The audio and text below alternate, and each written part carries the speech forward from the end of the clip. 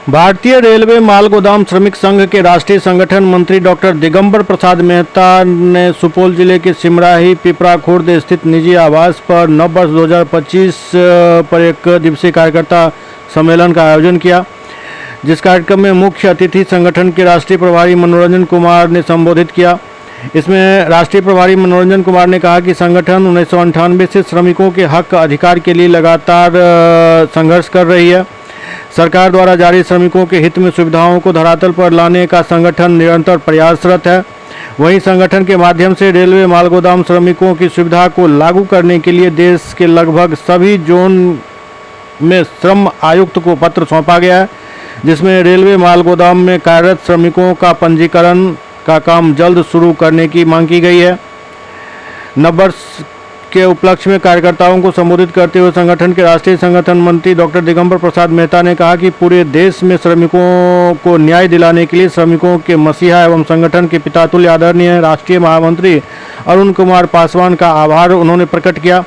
उनके दिशा निर्देश में भारत सरकार द्वारा श्रमिकों को न्याय मिली है। अब इसे धरातल पर लागू करने की देरी है, जिसको जल्द से जल्द पूरा करने का लक्ष्य रखा गया है।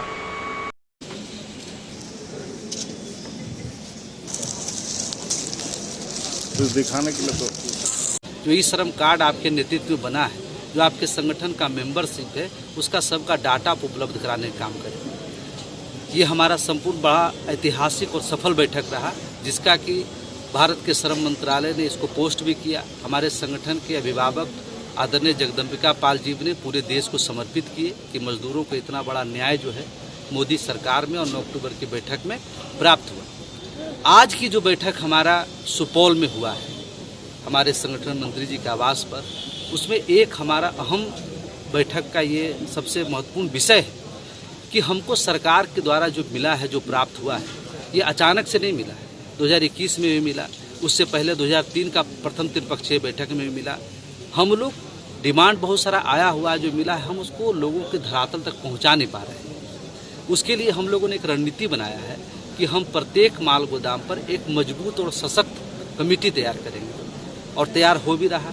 वो सभी माल गोदाम के आम सभा बैठक कर करके सर्वसम्मति से चुना हुआ व्यक्ति हैं, और उनको चुनने के बाद में हम वो माल गोदाम स्तरीय पदाधिकारी का जो कमेटी बनेगा उस तुरंत उसको हम लोग RLC के पास, रीजनल लेबर कमिश्नर सेंट्रल के पास जमा करेंगे। उनका टीम उस माल गोदाम पे आके वेरिफिकेशन करेगी, और वेरिफिकेशन करने के बाद उनको एक वर्किंग सर्टिफिकेट जारी करेगी श्रम मंत्रालय कि हाँ, ये पार्टिकुलर ये माल गोदाम वर्ष इतना से भारतीय रेलवे माल गोदाम श्रमिक संघ के तत्वाधान में, उनके नेतृत्व में ये काम चल रहा है और इनको ये सारा फैसिलिटी मिलना चाहिए। वो मुझे सर्टिफिकेट जारी करेंगे। उसके बाद सर्टिफिकेट लगा के सारा डाटा जो माल गोदाम कमेटी के माध्यम से सेंट्रल तक पहुंचने का काम होगा, हम सरकार तक पहुंचाएंगे, और जो डिमांड मिला हम अपने लोगों तक पहुंचाने का काम करें।